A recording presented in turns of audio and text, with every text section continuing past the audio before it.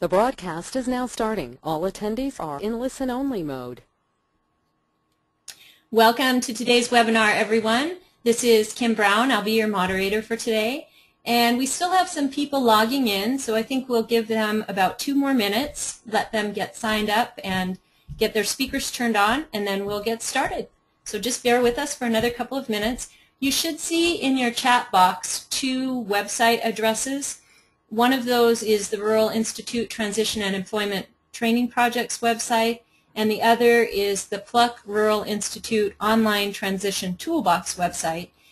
The webinar slides for today are both posted on those websites.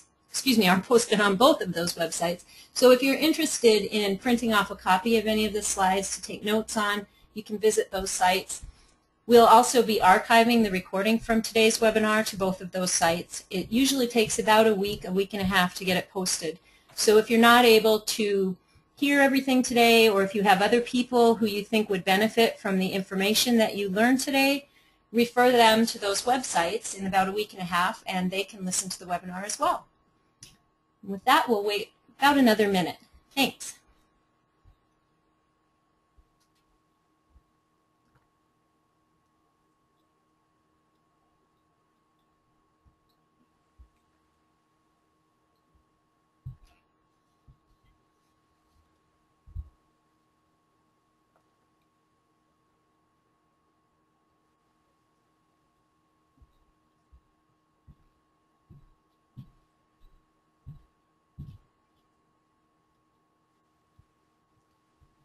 Okay, it looks like the signing in has slowed down, so we'll go ahead and get started. Welcome, everyone. My name is Kim Brown. I'm a project coordinator with the Rural Institute Transition and Employment Projects, and I'll be your moderator for today. This webinar is sponsored by the University of Montana Rural Institute Transition and Employment Projects. All attendees are currently muted and will be throughout the presentation. However, if you'd like to ask our presenter a question, you can type your question into the chat box. And our presenter today is welcoming questions throughout her presentation. So anytime you have something you'd like to ask, go ahead and type it into the chat box. And then when our presenter is ready, she'll take some of those questions and answer them for us. And then we'll also have some question and answer time at the end of today's session. For those of you who requested Montana Office of Public Instruction renewal units when you registered, we will be emailing those to you after the webinar. That can take a week or so to get them out, but they will be sent to you via email, and you do have to have pre-registered in order to receive the OPI credit. Please note that we are unable to issue other kinds of attendance documentation. Today's session is being audio taped for the Rural Institute Transition and Employment Projects Resource Library and also for the Pluck Rural Institute Online Transition Toolbox. And again, both of those URLs or website addresses should be showing up in the chat box on your screen. We'll be sending out a survey link after today's webinar session, and we do ask that you take a few minutes to go complete that survey. It should pop up as soon as you sign off of the webinar. It's just a few questions, but we really do value the input that we receive. We use what you tell us to fine-tune our future presentations and make our webinars as useful to you as we possibly can. So please take the time to complete that survey. And with that, I'd like to go ahead and introduce and thank today's speaker. We're lucky to have Ellen Condon, who is the Project Director for the Transition and Employment Projects at the University of Montana Rural Institute. Ellen is also a consultant with Mark Gold and Associates and with Griffin Hammes, LLC, and probably lots of other things that she'll share with us when she gets on the line. So thank you again, Ellen, and thanks to all of you who are joining us. Thank you, Kim, and welcome everybody to today's webinar. We're going to be talking about preparing youth for community employment, and this is part 1 of a 2-part series. But through these 2 webinars, we're going to be talking about transition to work for all students. And by work, we mean in the community, alongside other folks without disabilities, and we're talking paid work. And we're also talking to all students. This is, also a concept that fits for adults as well, but this is a transition-focused webinar. And around the country, there's a growing Employment First initiative. And the concept behind Employment First is that we're going to fully include people with the most significant disabilities in work, in paid work, and also in their community. And that in community employment, if we're following the Employment First concept, basically we're looking at preferential or giving priority to paid community employment rather than a more sheltered option. So part of what we want to look at through this two-part series is, one, how can we make that happen for youth? And also, how do we really prepare youth to be part of their community and part of the workforce when they exit? Because historically, people with disabilities, not all folks have gotten to work. So part of what we want to share with you are some strategies that we've used in some of our transition projects in Montana and also around the country as Kim and I go out and work in different states. So again, we're talking preparation of all youth, regardless of the significance of disability, for paid community employment. And we'll show you how that's going to be individualized based on each student. So if our goal is transition, if the goal of transition is that students will seamlessly move from school to adult life with the skills in place and the supports in place for them to work and achieve their desired post-school outcomes, the first piece in making sure that happens is really having a clear vision of where we're going. We've got to have a vision that everybody can work in their community if we're really going to achieve that through our transition planning, through our IEP objectives, through our 4 to however many years of high school the students in your states are having access to. The other piece is that if we're thinking paid employment in the community for all students, it really helps us identify what kind of skills they need to be contributing members of their community and in the workforce, or what kind of strategies do we need to teach them to be more self-directing, to be more productive, and what kind of experiences do we need to provide for them through transition to get them as ready as possible. So what helps me as I'm working with families? Kim, can you advance that to the next slide, please? What helps me as I'm working with families is having people think about what the day after graduation is going to look like. Ellen, I'm afraid I can't because it's on your screen. Oh, there it goes. Okay. Sorry. I had to somehow click on the slide. That's okay. Good to know.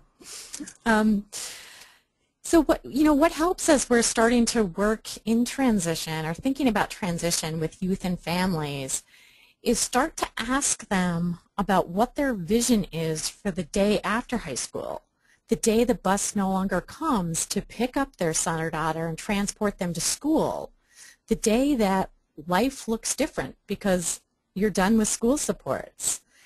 And starting to ask these questions as early as you can with youth and families is really critical because it takes a really long time for people who haven't considered paid employment to get their head around the fact that their kid could work or they could work and how it might look differently than how you or I went to work, but it's possible. And also it's going to take some time to really prepare support staff and students and families for these youth to go to work.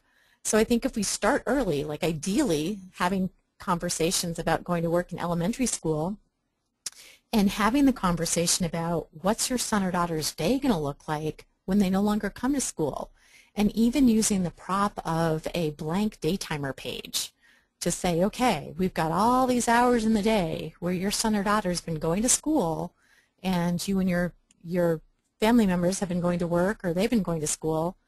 Now this person's going to no longer go to school. What's their day going to look like, ideally? Will they go to work? Will that be in the community? Where are they going to live? What are they going to do for fun? Will they have a full 8-hour day like the rest of us? The other really critical piece is who's going to provide supports that the school provided before. And I think that's a big piece of transition, is that we're moving from one system, the school system, into adult services, or in some case, no services. And so in addition to making sure that students have, a very clear and guiding IEP document, we want to make sure that students are learning the skills that are going to best prepare them for a full day after they no longer come to school. And so if we're teaching students, supports to access recreation and leisure in the community, let's have the goal that they will have those skills so that they can do that on their own after they graduate. So, if our goal is to provide work experience and have the student transition into a paid position upon graduation, let's try and set that up before they exit. And if the supports are going to be different, like many times there's more support staff and coverage, FTE coverage in schools than there is after school in adult services, let's make sure we're teaching students to be as self-directing and independent as they possibly can. And so another piece of the challenge in planning for the future and transition planning is understanding the expectations of the next environment, or that adult environment, and also how those supports are delivered. I think if we've grown up in our career within a school system and we've never worked within an adult service system, we're not aware that things happen differently. That, typically in most states, adult services, if it's developmental disability services, is unable to fund a job coach to be with the student or young adult forever. We're expecting, if somebody's going to go to work in the community, that we're going to do the job development, we're going to do the initial job coaching, and then eventually fade support from that job. Sometimes that's not always the expectation in schools. So we need to make sure that as we're planning for each student's future transition, we're really clear about who are the agencies that may be able to support this young adult after they no longer come to school. What do they provide? What do they expect for independence and skills and performance? And how do we get our system working collaboratively with that other system that may speak a whole different language? Students, services that are provided in school may not be available to that student once they exit. The definition of disability is different in some of the adult systems than it is in schools. And also what's provided is different.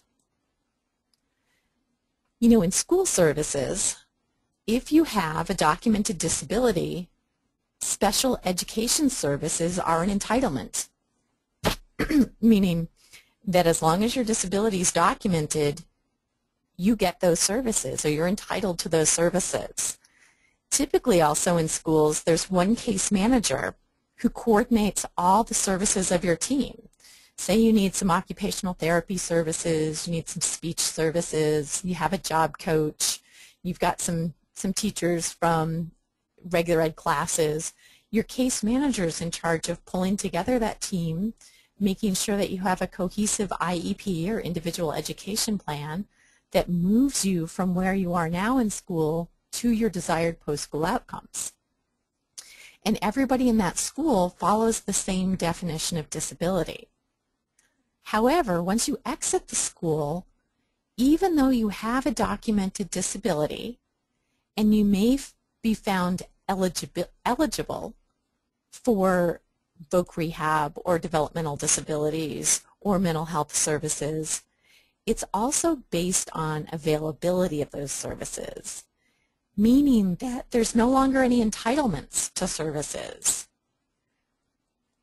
And the other piece is that different agencies may have different criteria or definitions of disability. So you may have to go from developmental disabilities to Social Security to voc rehab and fill out different types of applications and go through different screening processes to be determined eligible. But then, once you're determined eligible, there may not be enough service to go around. So potentially you could be waiting for a bit for services. The other piece that's distinctly different in the adult service arena is that a parent or young adult may need to direct their own services and piece things together on their own. They may have to shop from various agencies and pull together what they need. It's very different from all of that being coordinated for you once you're in school. And again, different agencies are going to have different eligibility requirements. And so the more that we can pull all this together through part of our transition planning before somebody exits high school, the easier it is for this to be a more seamless transition out of school to desired post-school outcomes for that young adult and their family. The other piece that's real different from school to adult services is that, like I said before, is that many times in school services, if somebody's got a significant impact of disability, they've had quite a bit of support provided. You know, sometimes it's a one-to-one person with them throughout their school day. And many families have fought really hard to make sure that their young adult is getting what they need in school to achieve and to be able to access the curriculum and activities. However, in the adult services world, that's pretty unique that you would have a one-to-one person with you.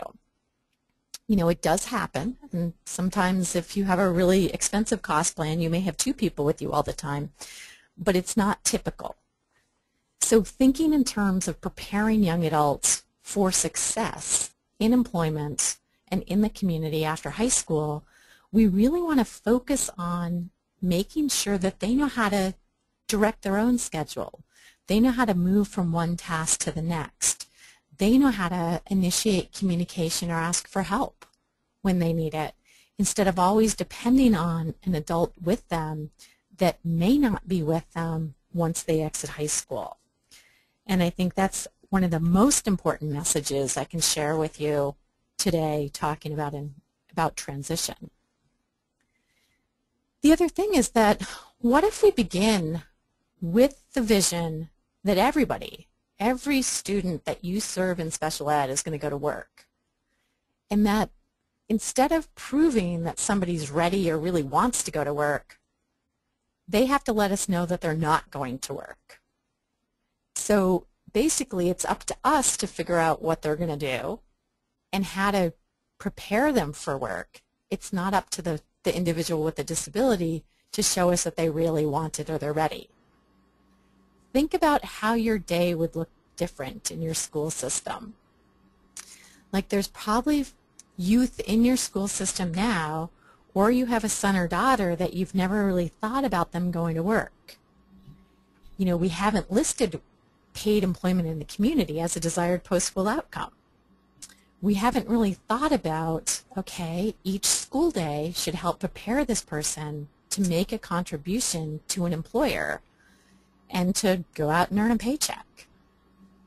And so through some of the stories that I'm going to share with you today is, you know, I want to give you examples of students who we may not have considered employment for overall, but we really need to. If we're looking at an employment first mentality, and we're looking at all means all, as we're talking about people going to work, especially youth, we've got to consider everybody. Our strategies of how to get them employed are going to look different, however. Ellen? Yes. Before you launch into your first story, would you be willing to answer 2 questions that have come in? Sure. Okay. You're kind of on the spot. It would be hard to say no now, wouldn't it? Mm-hmm. The first question, are you picturing a dedicated transition program as opposed to an extra 4 years at the high school? Oh, this has got to be a question from outside of Montana. I am picturing whatever you are doing for transition within your school. And I'm saying why I'm guessing the questions from outside of Montana is that many of our young adults with a significant impact of disability go through 4 years of high school and then exit. And so I think however you're providing transition right now, we know that transition planning needs to be individualized for each young adult. It's got to emphasize each student's skills and abilities and support needs. And if we're kind of gearing up to meet the challenge that paid employment could be for anybody, we've got to look at all our students. So I'm not assuming there's some extra dedicated transition system or program. Okay. And then one more question before, and then we have a couple more that have come in, but I'll wait until you have another break. This question, I teach in a dedicated off-campus program, and we are finding that we need to be sure that our eligibility terms line up with the requirements for adult agencies. Some disabling conditions have been left off. For instance, some students on the autism spectrum who also present with ID needs to have the ID listed on the IEP. Some parents have been unwilling to see that disability listed.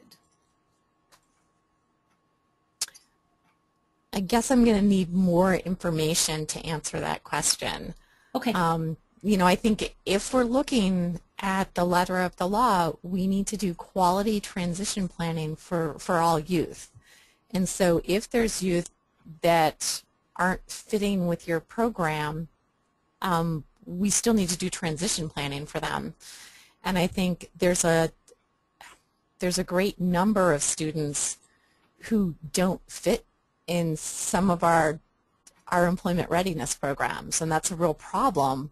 And those folks aren't getting adequately prepared for work in the community. And so, you know, as I'm kind of challenging you guys to think about what would be different in your school or in your programs, we'd have to figure out how to meet the needs of those students. And, you know, I'd be concerned if we're screening them out of certain programs, because then most likely we're also screening them out of paid employment. And if our goal is that everybody is going to go to work in the community, we need to figure out how to make that work for everybody. And so we've got to have some flexibility and individualization within some of our existing employment and transition programs.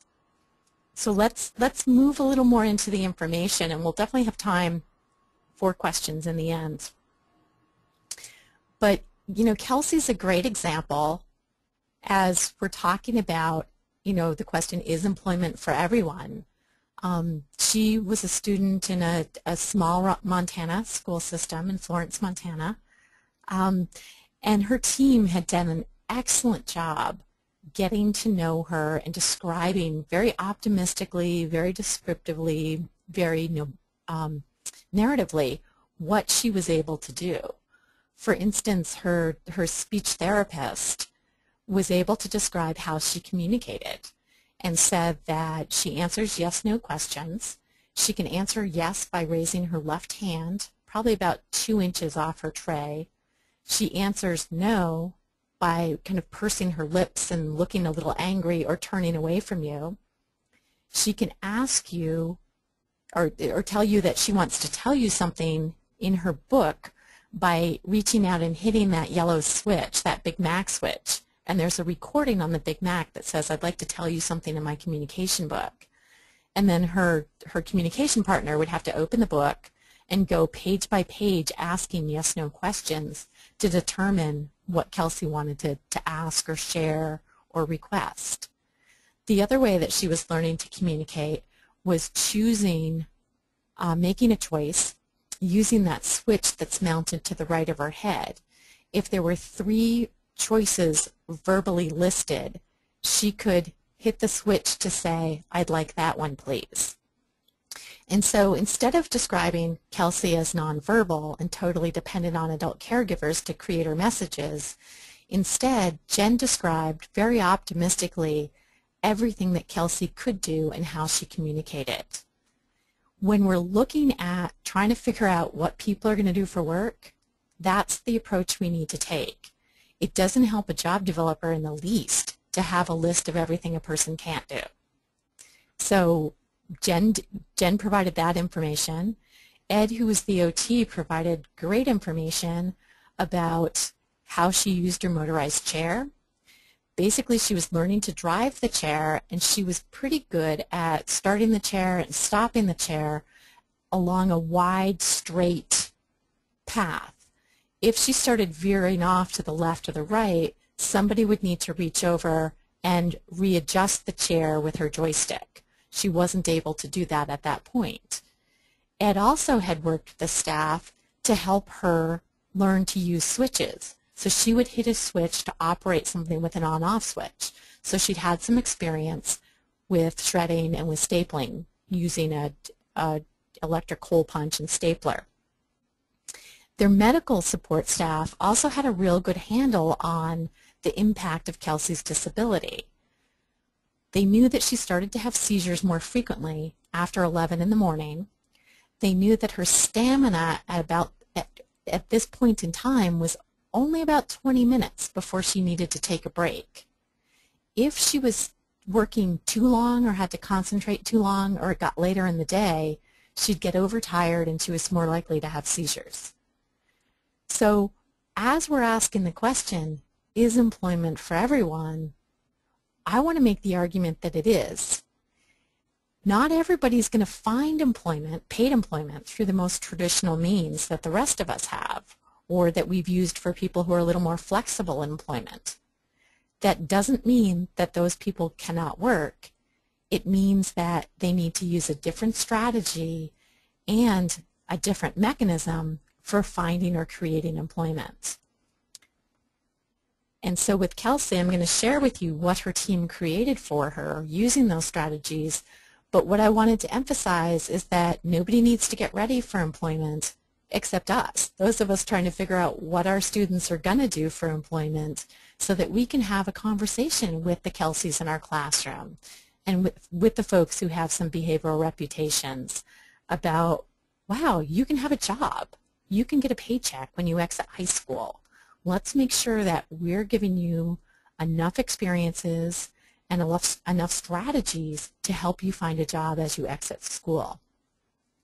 And so I wanted to share some information with you about another federal initiative that came out in 2011, and it's the team legislation, which actually are, there's 3 different bills that were offered, or proposed, sorry, they were proposed.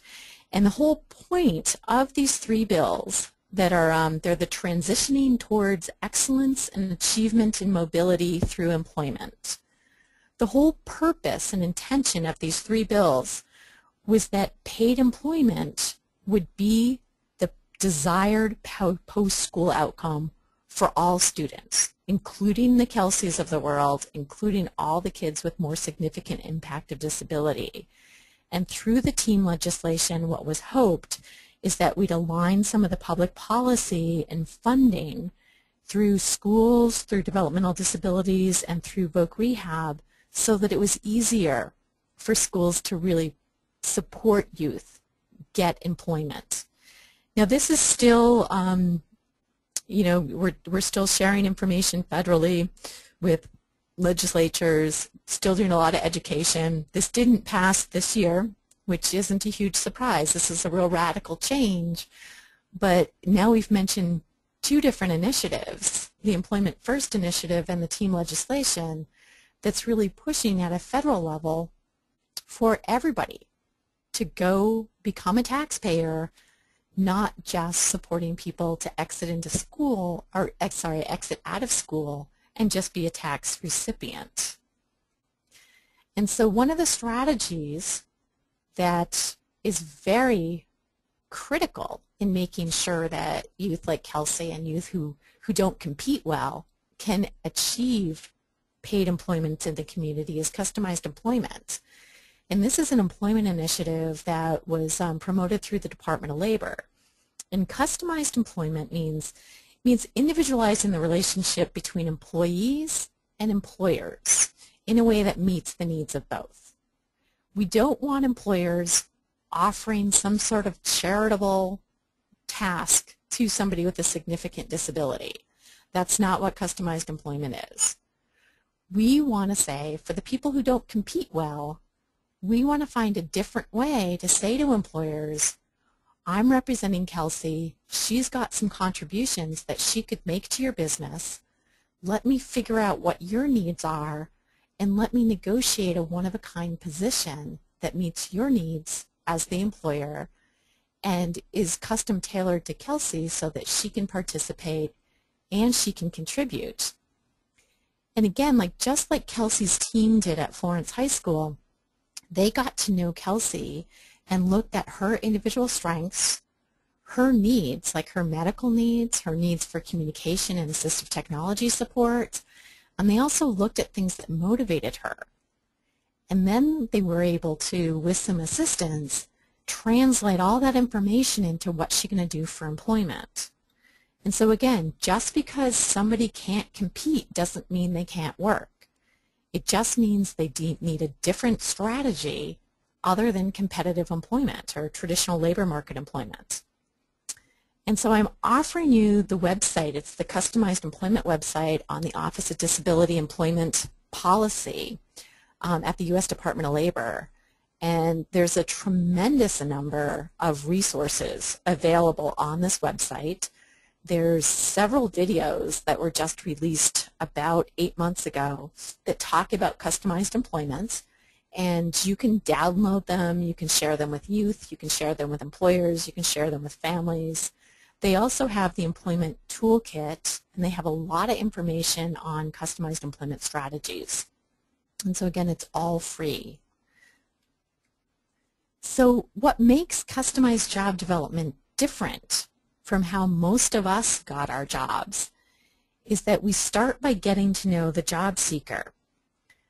We start by understanding their skills, how their disability impacts them, tasks that they can offer an employer, what they can contribute to an employer, meaning personality attributes, experiences, recommendations, skills. We only talk to employers who we've pre-screened that are going to be a good match around what this individual's ideal conditions for employment are and who might have need of what this person can contribute. And then we're going to present a proposal to that employer, and we're going to negotiate a position. In customized job development, we always start with the individual, not with who's hiring, not what the employer needs. Remember, we only go to the employers that might be a good match for that individual. Then the employer reacts to our proposal. They consider the proposal. We have to have a conversation with them about identifying unmet needs. And it's got to be something that they recognize as an unmet need, and what we think of as a contribution really has to be recognized by them as a contribution as well. Otherwise, why are they going to pay money for it? Then if there's a match identified between what the employer needs and what our job seeker has to offer, then there's a job description negotiated. And typically this supported employment or employment professional is the one to write up the job description, but it's got to be in conjunction with the employer. Now this is really different from how many of us got our jobs and how we think about people get employed. We have the perception that employers only hire when they have a job opening. That's not true. What we're hearing from employers in this really depressed economy is not what we expect to hear. What we're hearing from them is that they still have unmet needs, they're seriously concerned about their bottom line, and they will hire if we can make a proposal of how a student with a disability or a young adult with a disability is going to help them increase their business, increase their bottom line through a customized job development process. So they may not be posting the fact that they have a job opening, but they will still hire if we can make a proposal that makes sense to them. And they're actually more likely to hire using a customized strategy right now than using our traditional job development strategy. Like many of us probably got our jobs because an employer advertised that they had an opening. We submitted an application. We were interviewed and compared against any other applicant, and then we won. For many of the students like Kelsey, they're not going to get the job. They're never going to win through that competitive strategy. So we've got to look at a different strategy that enables us to figure out what their contributions are, what the characteristics of an ideal job match is for them, so that we can go out and negotiate that position where they can contribute and meet a need of the employer in a way that they're willing to offer a paycheck. And so there's some misperceptions about customized employment. I think when people first started to hear customized employment, they were concerned or confused that it might be just a new term for supported employment. It's really not, in that in customized employment we spend a phenomenal amount of time up front in kind of a pre-employment phase, getting to know the job seeker so well and in such depth that we have a vision in our head of what we need, kind of a blueprint for success for that job seeker. You know, we're still using a lot of the base that was common in supported employment. You know, we're still talking about one person at a time in a community job. We're talking about paid employment, but in customized we're talking about at minimum wage or above. There's no sub-minimum wage within customized employment. But in customized, we're only going to talk to employers that we've determined may have a good match for the employee that we're looking for a job for. And we're really looking at coming up with a list of tasks the employee can do based on who they are and how we've gotten to know them, rather than starting with what the employer needs for tasks. We proactively offer a list of tasks that our individual can do based on what we've gotten to know about them in discovery. The other misperception about customized employment is that it's just job carving. You know, we may use a strategy that looks like job carving in customization, but in supported employment, we typically started with an employer who was open to hiring somebody with a disability. When I was working in Denver, we worked a lot at Pizza Hut and some of the grocery stores. And so the employers would contact us, or we'd notice that there was a new store opening somewhere in the area. And so we would go talk to the employer about, do you need some box folders? Do you need people to oil pans and mix tomato sauce? Or at Red Lobster, commonly there was a job rolling silverware. Those were all carved positions, meaning that the tasks involved in those positions were carved out of maybe a dining room attendant position or maybe the pizza maker position. And so they became these standalone job descriptions that people with disabilities were hired into. The reason that's not customized is that we started with the employer need. We didn't come up with the tasks and proactively approach employers that matched the person. So one of the big distinctions about customized employment is that we always start with the person. We're looking in the community, we're looking for pay, we're looking alongside people without disabilities, and we're looking for the employer to write the paycheck or for the person to be self-employed or a contractor. We're not looking for employers to pay an adult service agency and then they're going to pay the employee. We're looking for real bona fide employment. The other piece is that we're really looking at what somebody can contribute. We're not looking to determine whether or not they're competitive, because people who need customized employment most likely aren't going to compete well. So we got to use a different strategy. So some of the features of customization.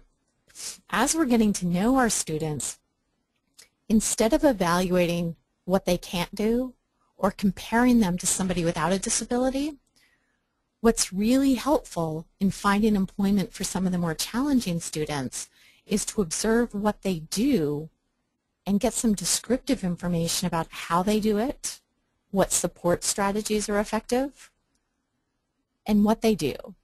Like sometimes if we just say, okay, does somebody typically follow directions at work? If I get the information back that this student rates a 3 out of 5 in following directions, that doesn't really give me enough beefy information to help me figure out how to support them on a job, or also what are some of the natural supports that are really going to help this person be on task and more independent at a job. What would help me instead is if I had information from the job coach or from the school about what helps this person follow directions. For instance, some people do really well if you verbally give them directions, have them write it down, ask you if that's what you said to them, and then they can follow their written notes. Or somebody else might be real successful following directions when they're always delivered by one supervisor, because if they hear 2 different things from 2 different supervisors, they kind of stall out and they're not sure who's right in that given situation. So just telling me that somebody compares on a scale of 1 to 5 to a number 3 doesn't help me envision and create a job for them. What I'd rather do, or what I'd rather have for information, is how to support them to be successful in following directions, or things to avoid, because that really doesn't help them follow directions. Another piece that's really unique to customization is focusing on discrete tasks instead of job titles. And so by discrete tasks, I mean sharing information through a webinar, answering phones and returning phone calls, researching information on the internet, sending emails with information, registering somebody for a webinar, instead of project director at the Rural Institute. The reason that we focus on discrete tasks instead of job titles and existing positions is that the tasks become the building blocks of this new one-of-a-kind position that we are going to create for each individual student. And so while students are just starting some work experience, I still want to be gathering information about tasks that they've done, tasks that they're learning at each new work experience, because that also helps me identify what some of their skills are, what some of their contributions are. And it helps direct me to certain work experiences that will really stretch them and challenge them, and also helps me set up that expectation that they're going to move from school into a paid job once they exit. The other piece that's really unique to customization is that we're not going after job openings. We want to use strategies that help identify unmet needs of specific employers that match to skills and contributions of job seekers. Okay, that being said, that's in employment. If we're doing work experience with students, it may make a whole lot of sense to actually be doing some generic work experiences with employers that you have relationships with through your school. Like maybe everybody in town does a work experience at the local grocery store or at the local 7-Eleven because that's what's available in your town. Or maybe it's a really rural town, and so each of your students does a individualized self-employment experience because that's what they're doing for work experience. However, if we're going to make sure that all of your students, even the students with significant support needs and significant impact of disability, have access to work, we have to understand that there's a different strategy to get that final job, that final paid job. Although, as you're getting to know your students and offering them work experiences, we may not be out marketing unmet needs of employers, especially if we're doing an unpaid work experience.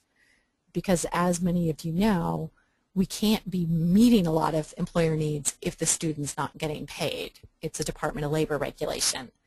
And there's some, if you're confused by this, definitely look up some information about fair labor standards and unpaid work experience. You can find it either on the ODEP website or on our website, the transition website.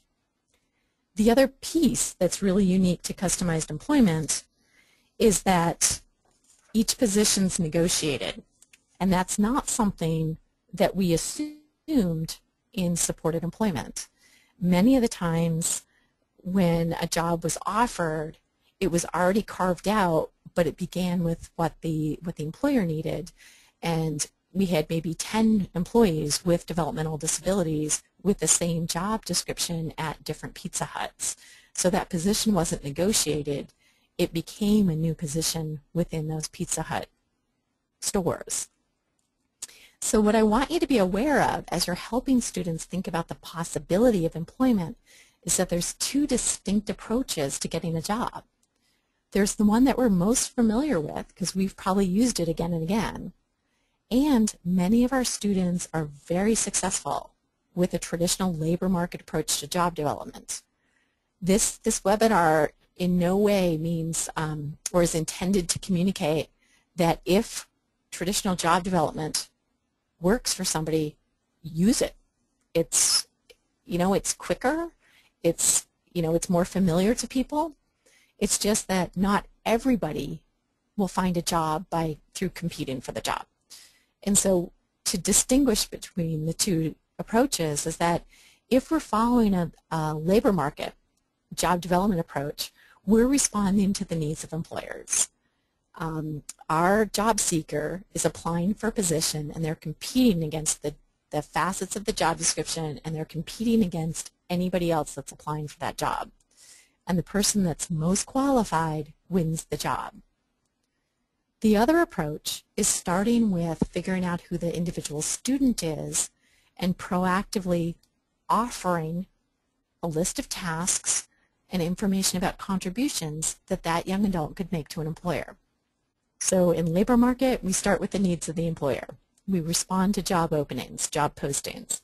In customized, we start with the job seeker and look at who they are, what they can offer, and then make a proposal to the employer. And so that introduces the process of discovery. And think about discovery as answering the question, who is the student, in terms of where are they most who they are, where are they at their best, how do I understand their complexities of life and their impact of disability in a way that I can wrap my head around what a job's going to look like for them. And so I'm going to look at what they do in their downtime. I'm going to look at their previous work experiences. And maybe that's even just chores at home. Maybe that's the only work experience your students have had so far. Maybe it's, helping out when they're at church, or maybe it's helping out when they're shopping for groceries with a parent. I'm going to look at how they're going to get around. So, what their transportation looks like. Is a facet of this person that they live in a rural area with no public transit and they're not going to drive.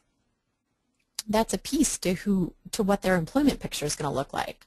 I'm going to have to figure out a way to barter transportation for them, or figure out if there's any other way for them to get around. I'm going to try and understand their challenges, not to screen them out of employment, but to figure out what environments are going to lead to the fewest challenges. What environments are going to help them be most on task and productive and calm so they can get through the day. And so what I wanted to share with you is, after all the information Florence School had gathered about Kelsey, they had been doing discovery without calling it discovery. They had gathered that rich descriptive information through their three-year reevals, and that's just how they captured it. What I was able to help them with was, how do we translate that information into what her work experience in the community is going to look like? And so what we decided is that her ideal conditions of employment were that we would go somewhere in the morning, somewhere close to school, and which also was close to home, so that if she wasn't feeling well or she needed some personal care, we could get back to the school pretty quickly. And then also the family would have the choice of continuing the activity once she graduated from school because it would be close enough that they could transport her. The other piece we were looking for was what the school had noticed is that Kelsey was always distracted if there was stuff going on, especially stuff concerning classmates or people, activities, people clowning around, conversations, if anything was going on behind her back. Like, she is an ultimate people watcher, and that was a big motivator for her. You know, for Kelsey, she'd never had any experience with money. She probably didn't understand what the word work meant because we hadn't been talking with her and her family up until the age 18 or 18 and a half about going to work. Like, that hadn't been part of her post-school outcome. And so we really needed to tap into what's going to motivate her to participate. We also knew that she needed to have access to technology to turn things on and off or deliver a message using one of the vocal output devices, such as the Big Mac. And so we were looking at employers who had tasks that she could do. And so Ed, who was the OT, and myself went to local employers, and we represented Kelsey using a visual resume.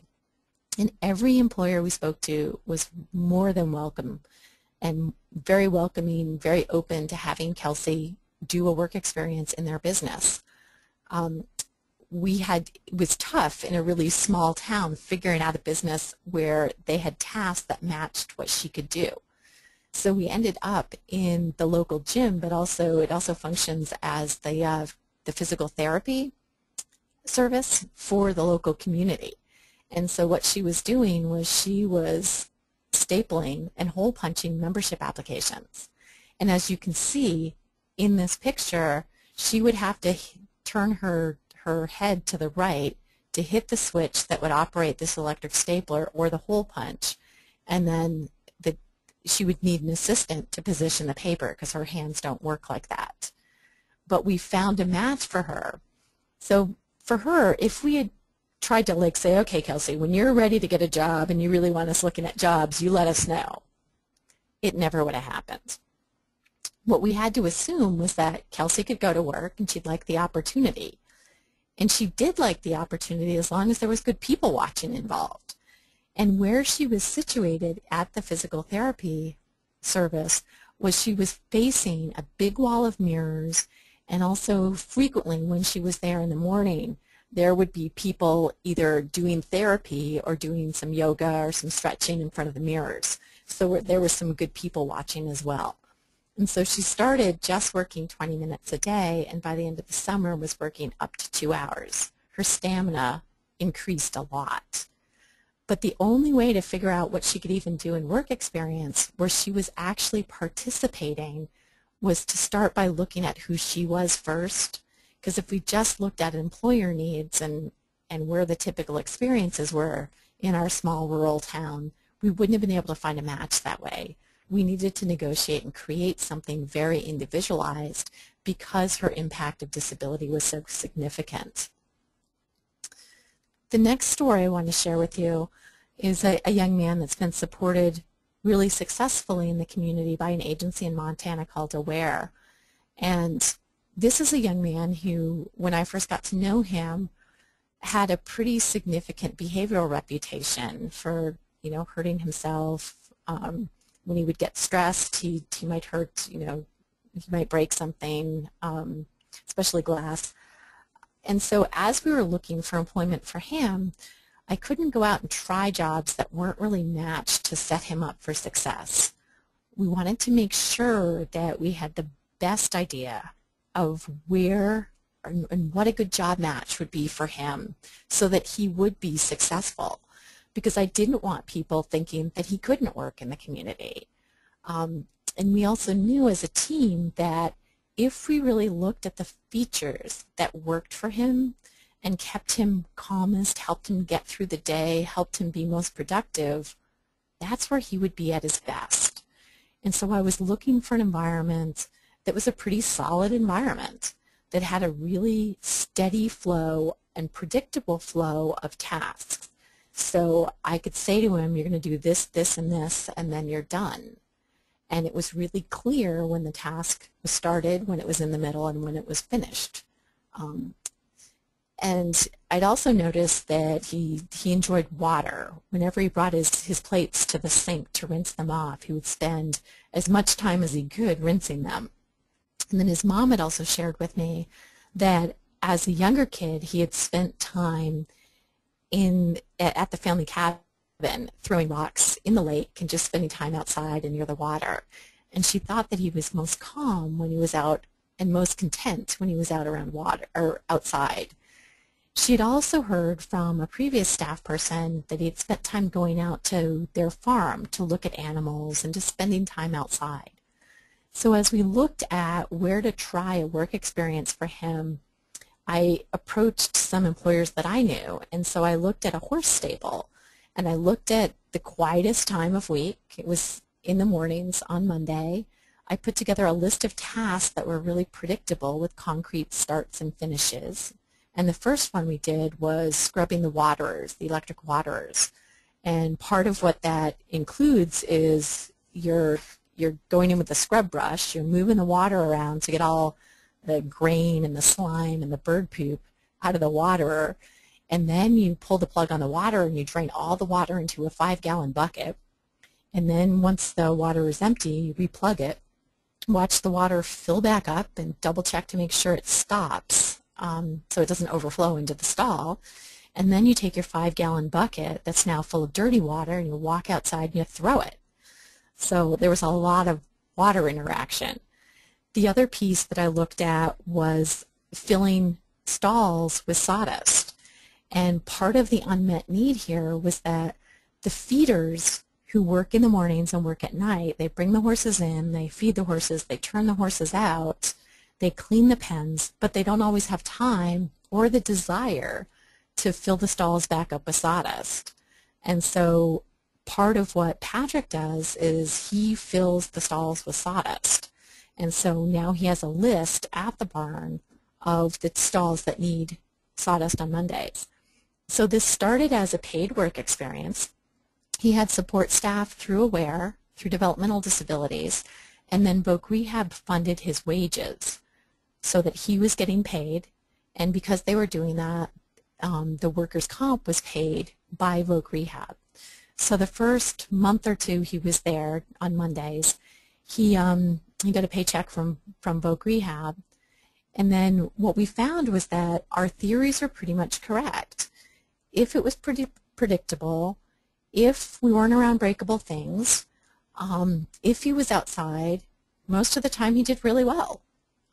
He still has a pretty significant impact of disability, and not every day is as successful as other days. However, Patrick's making minimum wage. He's working 2 hours a day on Mondays. He was hired, he started in February 2010, so he's been at this job for over 2 years. In August of 2010, we also went and developed a job for him at another stable. The tasks are different, but it's also a paid job, and how people get paid at that job is they contract with the barn owner for however many pens that they clean that day. And they all get paid the same thing, and they each invoice the barn owner at the end of a given time period that they negotiate with her. So he invoices her and she writes him a check. But again, we couldn't leave it up to chance about whether or not he'd be successful.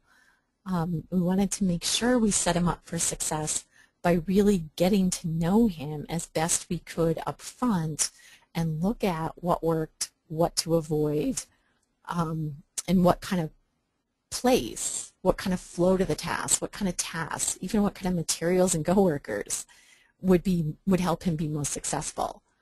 You know, and if we think about people who aren't doing real well, maybe with behavioral issues, maybe with intellectual disabilities in school, if we approached how to include them, how to shape their day around what works best for them, instead of waiting for them to get ready, we probably would have found, Patrick probably would have found more success earlier in his life. but it took him a while to get to a place where he was being real successful and was making a contribution, and that contribution was recognized with a paycheck.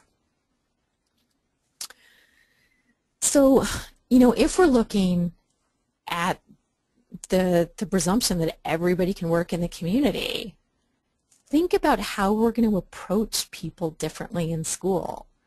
And part of what we want to talk about, like as we're introducing the whole concept of work, is maybe in addition to talking about all the careers people might have or they might want to go on to college to study, what we may also want to introduce is the concept that maybe your job's going to look very different. Maybe you're going to negotiate and create a one-of-a-kind job for yourself, because there's many ways to earn a living and to contribute. And we can define work in many different ways. Right now, work for Patrick is 4 hours a week of paid work. And then he also studies, he works on literacy skills, he participates in stuff in the community and at his house. But that's his days for working and the number of hours is determined by his team right now and what they feel is priority for him. So for Kelsey, for her, she started 20 minutes a day with a 20-minute break and then another 20 minutes. So for her, work was 40 hours that first day, or sorry, 40 hours, 40 minutes that first day of work. And it started, I think, Monday through Thursday, or it ended Monday through Thursday, but work also was contingent upon her health. If she wasn't well that day or she'd had a seizure early in the morning, she didn't go to work, and her schedule was flexible based on the days that she could contribute. The other piece is that we look for people's strengths. We look for support strategies that help them be successful. For Patrick, knowing when a task is going to end, knowing what's next and how long, and having those concrete pieces of information as well as that physical activity helps him succeed. You know, for Kelsey, we needed to know that people watching, not a paycheck, was going to be a big piece to helping her participate in employment. And so instead of listing what people can't do or rating them on a numerical scale or comparing them like speed-wise or productivity-wise to other people without disabilities, what really helps us come to a vision of employment for them in the community is looking at what works, how they do things, not what they can't do, how their disability impacts their performance, their life, not what the label is. And many of the job seekers that we're going to work with, the most interesting people that we have to work with, are going to have some ongoing support needs. And if somebody's got a lot of support needs, it doesn't mean that they can't work. It means we have to figure out how to support those needs. And I think as we get to know people really well through the process of discovery, what we find is that we'll have a better feel for what somebody naturally needs in an environment to be most independent.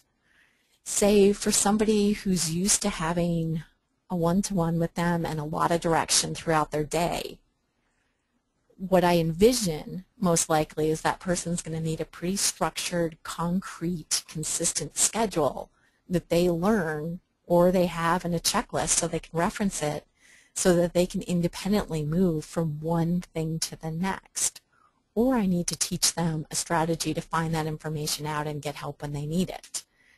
But for somebody who needs that amount of structure to be independent, if I place them in a large environment where their coworkers are different day to day, their materials are moved hither and yon, so there's no predictability about where they find their stuff, and their job tasks change day to day, they're going to need external supports, like a job coach, somebody paid to be with them to get them through that job day every day. So what Customized and Discovery helps us do is get to know each job seeker well enough that we can envision just the natural supports and the natural environment that this person needs to set them up to be most independent and most successful. And so what I see is that when we do a really good job in discovery and really understand the impact of this person's disability and what they need for support, for predictability, for even makeup of work materials, we support them to be less reliant on a job coach forever or an outside person to help them all the time. I think if we can do a better job match up front, we can reduce most likely the time that they will need job coaching and the ultimate success of their job. So for each of the students, we'd want to think about, if we were going to implement the process of discovery with them, we'd want to think about what's our intended outcome. Is it to just come up with a well-matched job experience for them, or are we at a point in their school career that we're looking for their first paid job? How long do we have? And think about discoveries. It's kind of like putting together this puzzle of who each person is. And people who know them well are going to have different pieces of information. So think about who can share that information, who might have that information that we could go interview and spend some time with to get it about that person. And also, where is this person different? Many of us are different at home than we are at school. Where would we want to go with that person and participate in an activity with them or observe them that's going to give us a different piece of information about who they are? For one young student I worked with years ago at school, he was incredibly prompt dependent and moved.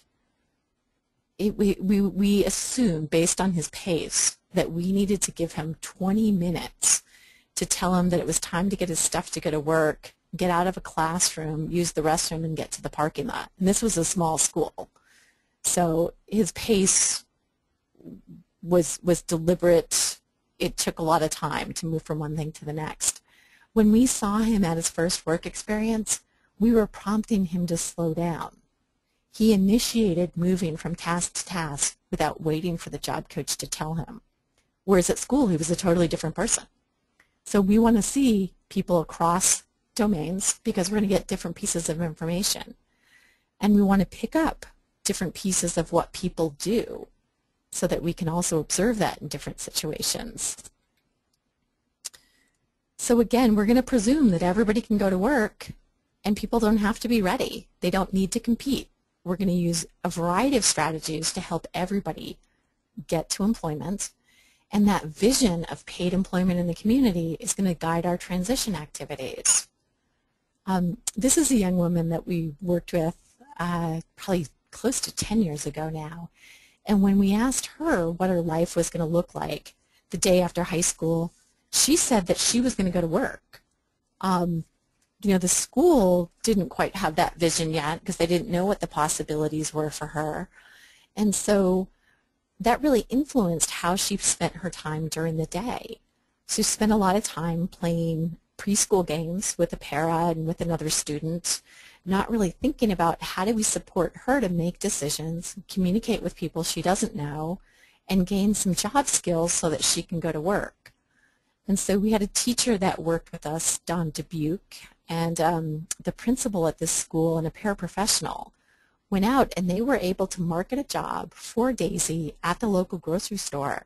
And they talked about the contributions that she would make. She has a beautiful smile, and she always remembers your name and factual information about you. Not in a creepy way, but in a really nice contributing way.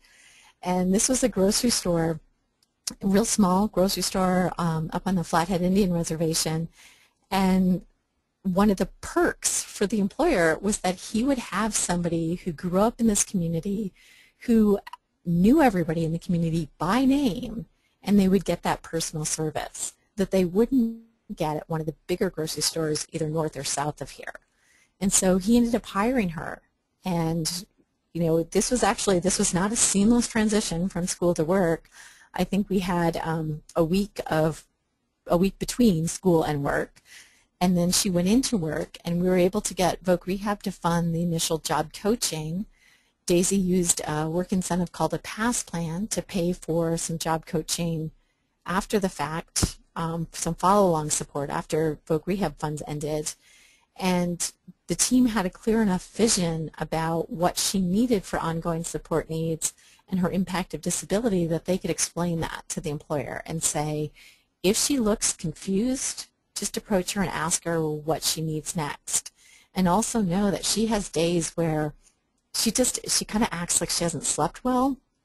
And so we've made this checklist, and if you could just remind her to pull it out of her pocket, she'll use the checklist to move her from one task to the next so that she'll get her job done.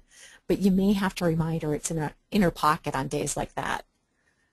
But having that vision that she was going to work would have changed the preparation and the day-to-day schedule that the school had for her. And so why don't we stop here for questions for a minute? Because I've been talking a good hour now. Kim, do you have some questions that have been typed in? We do. We have quite a few that have come in. The first, do all states require a transition planning page in IEPs above 14 years old? No, some of the states are still following the federal law that it's the IEP during which the student will turn age 16. So there's a lot of states out there that are doing transition planning at age 14. The format may look different state to state, but the required pieces are the same. Like the pieces are, you have to have post-school outcomes. You have to have transition services. And you're a very strong proponent of the earlier the better, right? Oh, exactly. If I could, I would start in preschool. Okay. I like the idea of preparing all students for work. However, if employment is not on the transition plan for the student's IEP, can the circle of support still support employment options? I guess the question would be, why is it not on the transition plan? Is it that somebody's saying they don't want the person to go to work? Or is it just hasn't been thought of yet? So you would suggest more discussion with the team around that issue, perhaps? Yeah, to be able to effectively answer that question. Okay. And I needed to clarify the question that I read earlier. I misread it, and so it made your answer more difficult, I think. The person is an individual who works in a dedicated transition program, and what they were actually asking about was that they have to make sure that students have the correct labels as they move through the transition process in order to be eligible for case management. Oh, okay, yeah, that makes total sense now. Yes, and that's a great comment, because I think sometimes what qualifies students in school for special ed services isn't the same label that's going to qualify them for SSI, for Social Security, as they turn 18, and it may not be the label that qualifies them for services as an adult in some of the systems. So I think that is a critical piece for people to know about. Okay. Do students typically do job sampling in community settings? I would recommend that we're doing job sampling, and I think we're going to define some different terms around work experience in the second part of this webinar, which I believe is May 8th. But I think there's opportunities for students to gain work skills at home, in the community, at school. What I find to be most effective is, as students are getting older, having some real paid work experience in the community.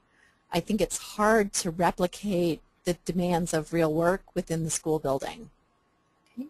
How is Kelsey's assistant funded? Through school, it was her one-to-one support. As she exited high school, our children's DD system has a waiver for students who have real intense needs. And so we have many youth who will keep that Medicaid funding as they transition to adulthood. So the family has access to in-home support or in-community support that they could choose to use as a job coach. And that's how, in other states, it depends on how your Medicaid waiver is written, what you're allowed to use those funds for. I don't believe at this point that they've chosen to continue that work experience. But that was a school person initially, and either the family or the paid support person could have supported her on the job. And Kelsey's somebody who's going to be with somebody 24 hours a day anyway based on her impact of disability, so that could either be at home watching TV or that could be at work. Okay. Are there resources for employers to help them better understand what customized employment is and how it might be of benefit to them? Yes, there's a wealth of resources on the ODEP website. I was looking for a particular fact sheet there today and just kept finding more and more information. There's many, many links on the ODEP website for employers, for professionals, for families, for people with disabilities. I encourage you to go search through the site. Okay. And I did just post that, the ODEP site, in your chat window, so hopefully you can see that. Okay. And then currently, and I'm not sure if I'm understanding this correctly, currently getting one more than 10 hours per week is a real challenge. Any comments? Maybe getting one, as in an individual more than 10 hours a week is a real challenge? Mm-hmm.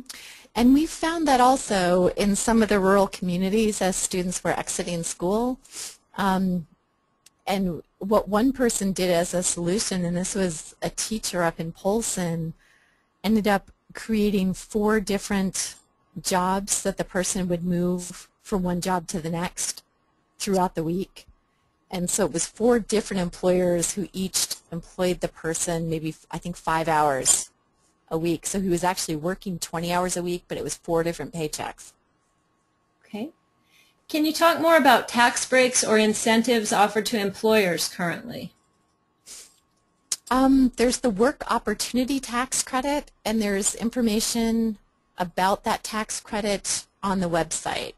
And basically it benefits some larger businesses who will benefit from having a credit on their taxes. It doesn't typically benefit small business as much. The other piece is that what we find, which is interesting, is that small business is probably more likely to be flexible in their job descriptions and who they hire and how they hire. So a tax credit it may not be it may not be as strong and customized as you would use it in traditional supported employment or labor market approach, because it's not going to be available to the small businesses. Okay. I'm a vocational rehabilitation counselor. This presentation leads me to believe that you think every single person can work competitively in the community. So if we as VR counselors and job coaches out in the community can't customize a job for every person, do you feel that is our failing? Well, first of all, I want to clarify that when VR talks about competitive employment, their definition's a little different. They're talking about paid employment in the community, which is the same thing that we're talking about for youth with disabilities. And I know each of our systems works a little differently, and I think certain voc rehab agencies around the country have more experience and are more familiar with customized employment. I think it's up to a team who knows this individual really well to be able to envision how they can work in the community, and it's not an easy answer for everybody. You know, people with more complex needs take longer to figure it out, and you know, I think every time I meet a new person and a new team, I get a better depth of understanding and strengthen my skills in discovery and also in figuring out employment for people. But I think, you know, I've probably had more experience and more opportunities to learn and develop those skills than the average person in schools right now, because you just don't have that opportunity. You know, I'm hoping that Voc Rehab can be a partner in helping us fund some of this. But I think there's a reality out there for voc rehab and also DD services is that even though people are eligible for your services, there's not enough resource to go around to everybody. What I really see could make an impact in the outcome of employment for people with disabilities is really starting much, much younger, having that expectation that this student's going to go to work for pay in the community, and maximizing the preparation we do in schools so that we're asking less from rehab so that it's not outrageous and that we can piece together all the funding and support to make it possible. I don't think there's an easy answer to this system-wide or individually sometimes, but it's possible. Okay. We still have several more questions. Do you want to continue on with them or back to your presentation? Let's go back to the presentation, but knowing that, I'm going to skip some of our slides.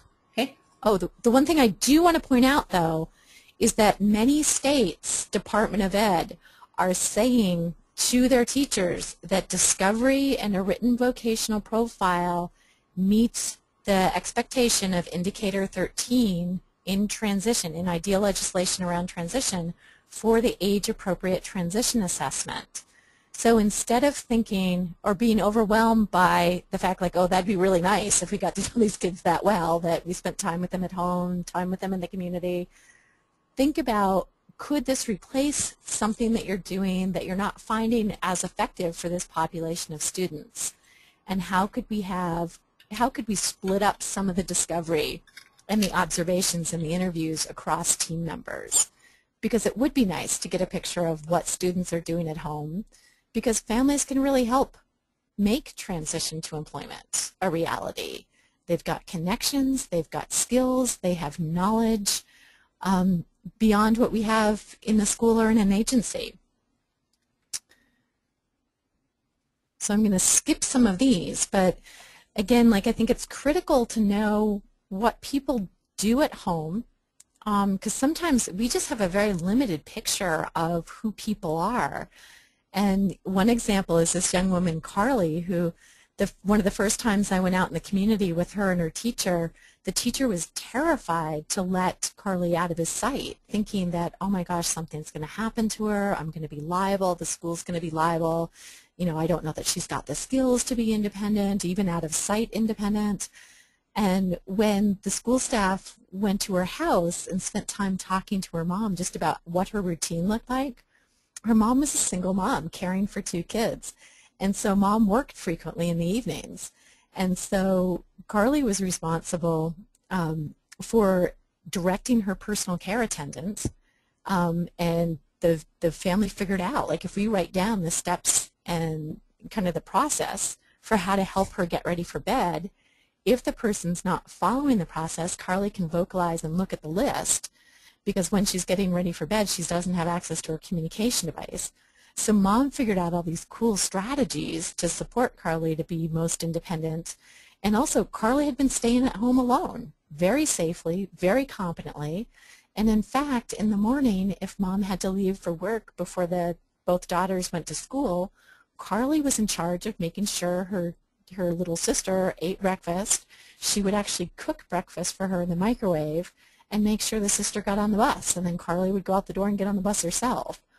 So mom had figured out a lot of accommodations and strategies for Carly to be competent, to be safe, and to make sure the house was accessible. And the school just hadn't had access to that information. So all of that information was, you know, used at work later on. And Carly's somebody who had a couple work experiences, one in medical records at a local hospital, and then her first work experience beyond that was working at Walmart, which was something that she was dying to do, and that ended up being her first paid job. And for this young man, what we found when we were spending time with him at home was just his performance was drastically different than who he was at school. And his mom started talking about how valuable he had been as a support to her when his little sister was younger, because mom would have Rowdy supervise his little sister Victoria and entertain her and rock her when she was upset and crying, so that she could clean the house and cook dinner. And so what we ended up wanting to know more about was what were his skills in working around kids. And so the school created a work experience for him matched to his interest around kids to really look at what are his skills. You know, sometimes just because somebody has an interest doesn't mean they're going to be real employable in that interest area. Employers hire because somebody can make a contribution and somebody has some skills in that area. So another goal for preparation in school is to really look at, you know, in addition to what's the best job match, what are the best characteristics of a job that are going to be well matched to the student, also what are their interest areas, and let's have the goal of increasing the student's skills in those interest areas through our work experiences. And so the part that we're not going to go into real deeply today is some of the pieces of discovery because we're just running out of time. But we're not going to ask whether or not somebody can do something. We're really going to ask how they do it. And as an example, this is a great picture that really shows off Carly's impact of disability, but in a really competent message. And we actually used this picture of her, or we used it when she was younger in her visual resume to represent her to employers. But part of what we want to do is observe what people do and how they get it done. Like if we had a traditional evaluation about Carly, you may read that she's nonverbal, that she uses a Delta talker. Sometimes she doesn't respond to questions.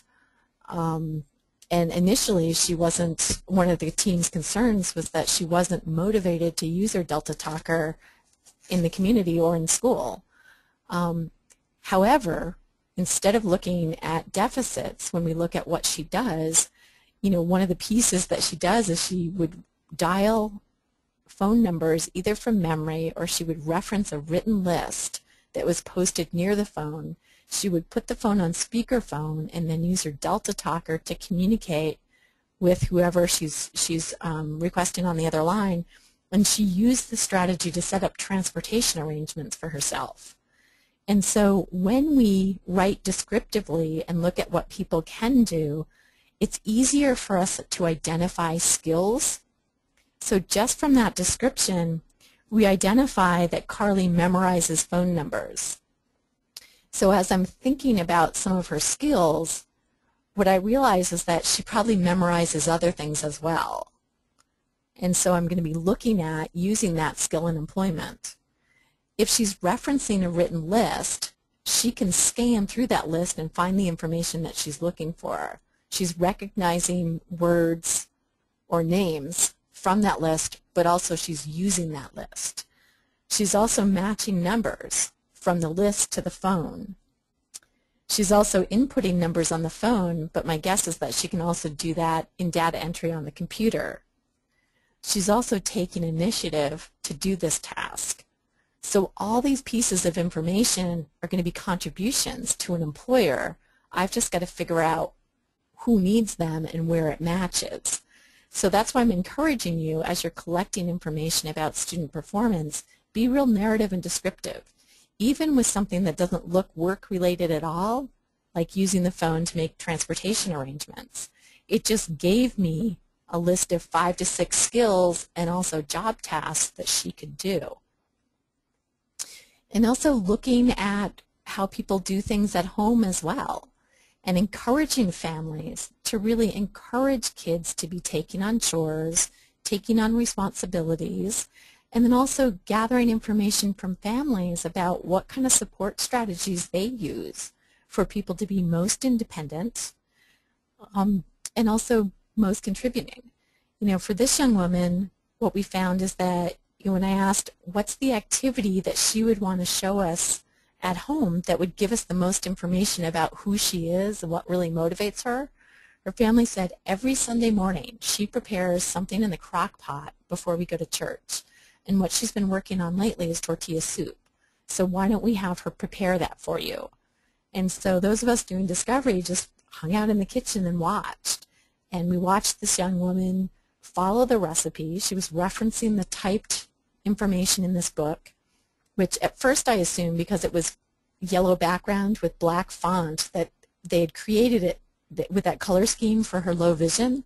But what I found out is that the family's, her sister had gathered all the grandmother's recipes and coded them by type, meaning all the yellow was soup, all the green was salads and vegetable dishes, all the red was meat dishes. And so it had nothing to do with an accommodation for her. It just had to do with the family recipes and how the sister color-coded them. But we saw that she remembered what had been in the freezer from 3 months ago that the mom didn't remember there. We saw how she used measuring devices, measuring cups, how she used the spatula to just, even off the flour when she was making bread to go with the tortilla soup. It was just tons of information about skills, motivation, information from the mom about how did you teach her to do this piece, stuff that the school or the employment vendor didn't know yet because mom had been with her for 19 years. The other piece that we're looking for is just, a great question to ask when you're gathering input from the family is, tell me about this person's morning routine. Tell me about a day when they have to get up and get ready for school. And part of what Natalia's mom was sharing is that she's totally independent as long as nobody gets in her way. She makes her breakfast. She chooses whether she wants to cook eggs, oatmeal, or eat cereal. She gets her meds out. She gets her mom's meds out for her as well. And the one struggle they were having initially was that mom said she'd remind Natalia over and over and over again, you need to hurry up, you need to hurry up. You only have an hour to get ready for school. And so what we talked about implementing so that Natalia could self-manage her time, which she'd have to do at work later anyway, is giving her that visual strategy of using a time timer, which is that clock on the left. And so mom taught her how to set it for an hour, and then Natalia would monitor what she needed to do and how much time she had left. And initially mom was hoping that by the time she graduated from high school, mom could be independent in the morning. And what she found is that 1/4 into the school year, Natalia already had the strategy down. And then instead of mom waking her up, she taught Natalia how to set alarms and choose alarms using her iPod Touch so that she was more independent there. And so these are all strategies that we can incorporate at work as well. And so we don't want to just ask people what they want to do. We want to be careful to follow people and have them show us what they like and what they want to do, because many of the students that we're working with have really limited experience and exposure to work. And if we're assuming they're going to get work through customized employment, the end result of what they're going to do isn't, it doesn't exist yet. So it's kind of a setup. And this is a young man who, when the school initially and the employment vendor initially asked him what he wanted to do for work, he was saying he wanted to work in food service or he wanted to work around Subway. And once he got into those settings, his performance was not good. They started seeing behaviors at Subway where he was refusing to work on filling condiment containers and kicking trash cans over. And so luckily it was an employment consultant who said, just give me one more shot. Let me go spend some more time talking to the family about what he does and what really motivates him. And they stumbled upon this theme of cars and vehicles. And so the job developer created a position for him or negotiated a position at Carl Tyler Chevrolet. And this young man has worked there independently since the job coach trained and then faded. And so again, we need to watch what people show us they like, because sometimes they're just telling us what they think we want to hear. The other piece is that for each student, we really want to identify, like this would be a great goal of transition for each student, is that we know them well enough through work experience that we know what their ideal conditions for success are in employment. We understand what they can contribute to an employer and what tasks that they can offer, because students' performance changes drastically in a work site where the expectations are high, but also where there's a good match. And this is a young man who in some settings looked like he needed a lot of direction to get to work. He looked, based on some of the I'm trying to figure out how to share this diplomatically, but some of his responses to direction weren't always ones that would lead you to believe that he wanted to work, because he would have kind of a smart mouth. But what people found was that in a setting where he had one supervisor, typically male, where things were very clear, the expectations were very clear, where part of the position, what they really valued about him was his strength, his performance was drastically different. And so what we want to keep in mind is that in an ideal world, our end goal of work experience and our end goal of transition is that each student is placed in a job, actually not a work experience, but a well-matched job with the supports in place to be productive and independent and making a contribution. And this is a young woman who started her first paid job the summer before her junior year. And her mom just intrinsically does discovery, like knows her daughter really well and has helped me get to know her. But her first paid job is paying property management bills online for our local prudential office. And the only way that I could negotiate that position was really understanding what her skills were, what those ideal conditions for success were. Otherwise, I wouldn't have recommended her to be managing a $400,000 bank account as her first job. But she's very, very capable of doing that. But I wouldn't have been confident as a job developer to negotiate that with the employer if I had not known her really well up front. So we've gone a little over, but let's see if we have some time for questions. If we run out of time, what we can do too is have you guys email them in, and we'll go ahead and answer them, and then also try and answer them too through the start of the next webinar in May. Okay.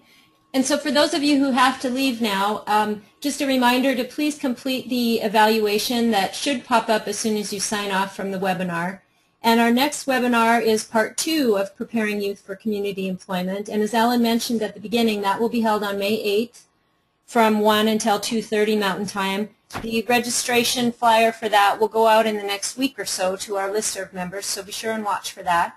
And the recording from today's webinar will be posted to the Transition Project's website and also to the Rural Institute Pluck online transition toolbox site.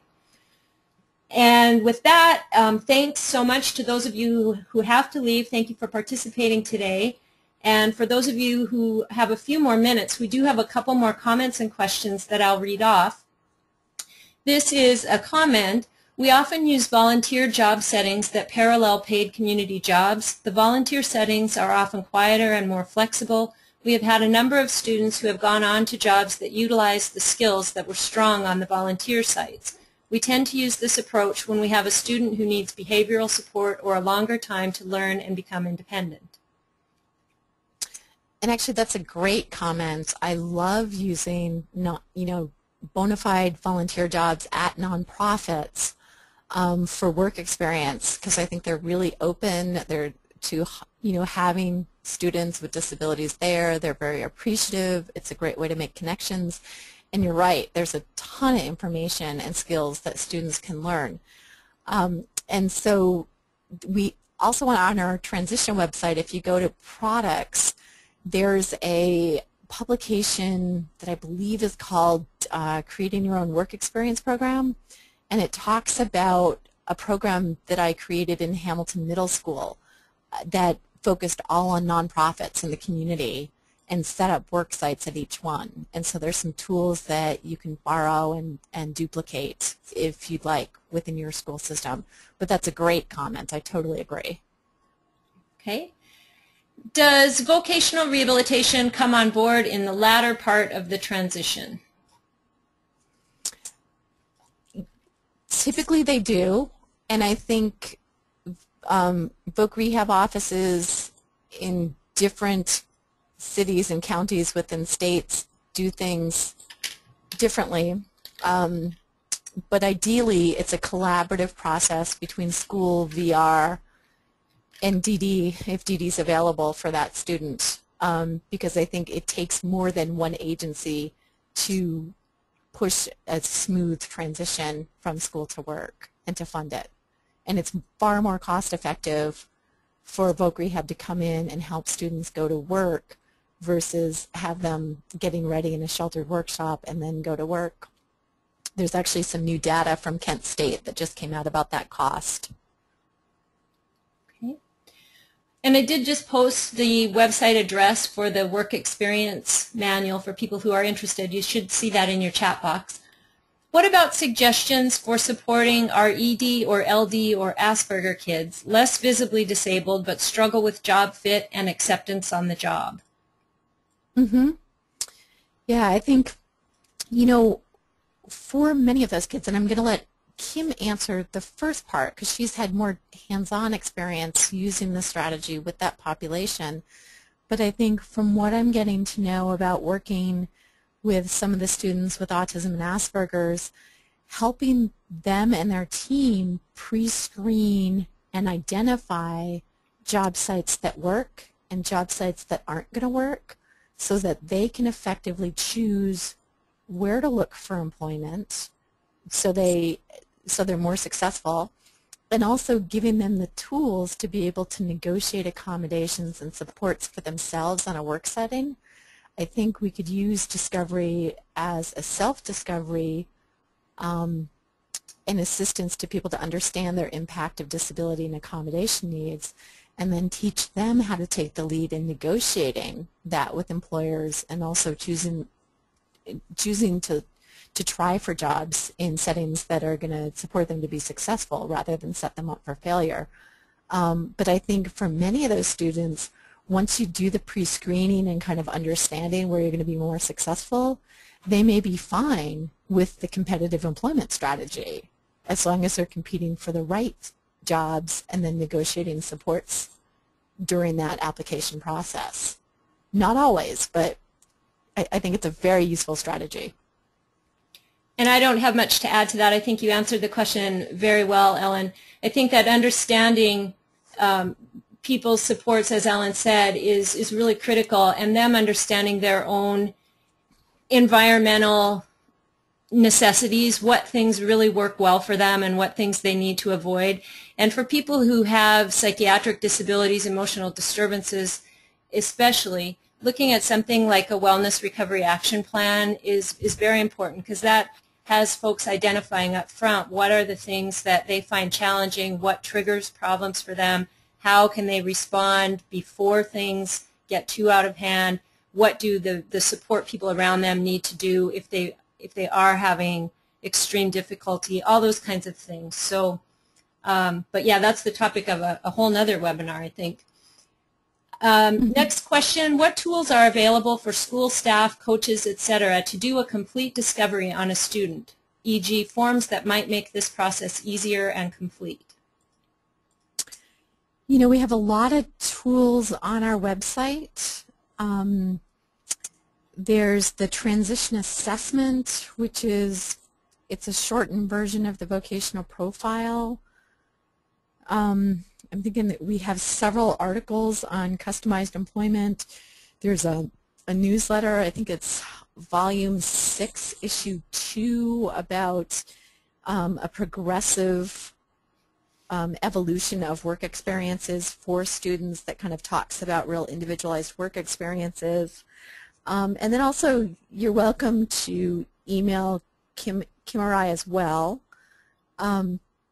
Also, the vocational profile, I'm not sure I don't think we have the latest version that's developed by Mark Gold and Associates on our website, but we can email that to you. And there's also a guide in how to create that. And there's also going to be other publications and information on the ODEP website as well. Also, Kim and I are both available for technical assistance. We're working with projects around the country with various funding that the states or the schools access. Okay. And here's a kudos out to the parents of the young people profiled today. The parents of these young people sound amazing.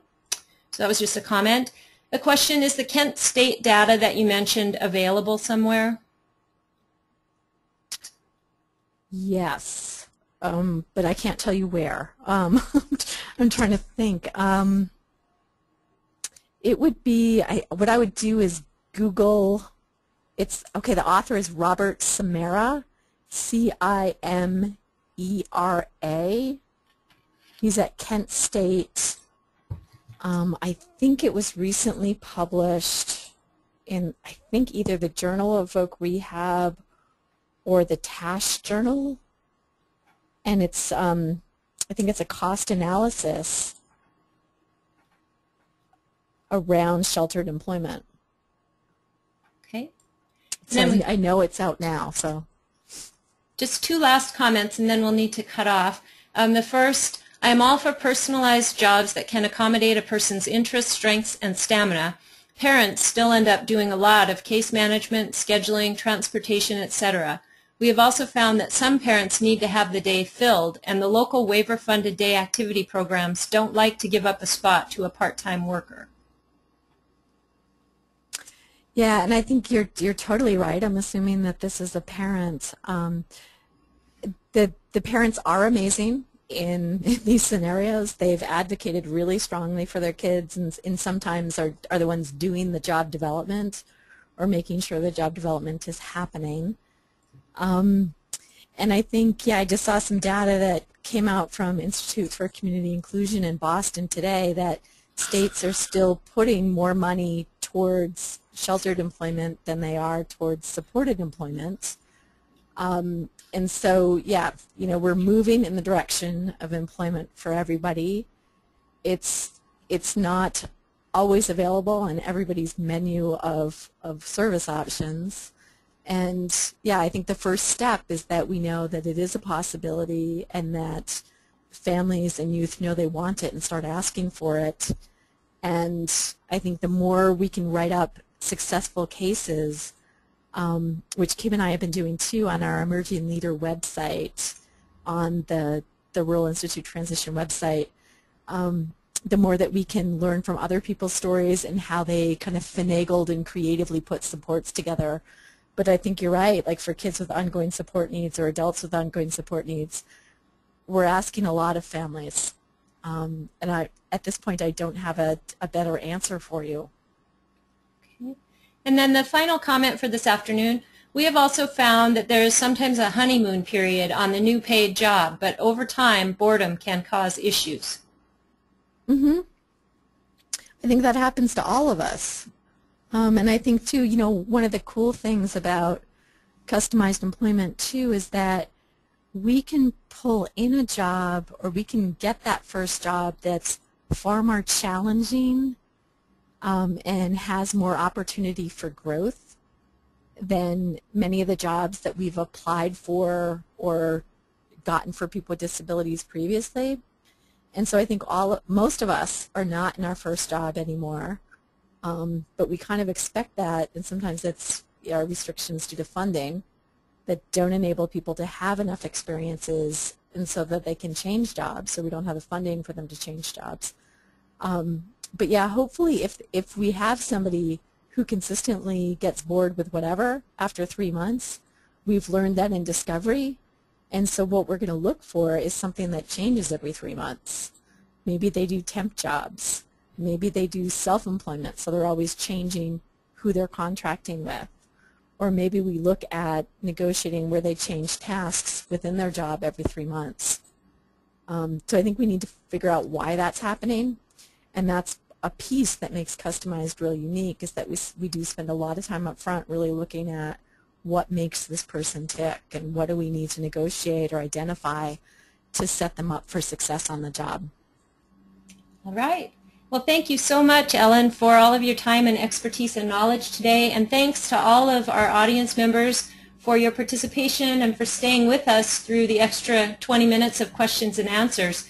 We are honored by your interest and hope that you found the information valuable. We also hope that you will be joining us for Preparing Youth for Community Employment Part 2 on May 8th. Have a great afternoon, everybody. Thank you for joining us, everybody.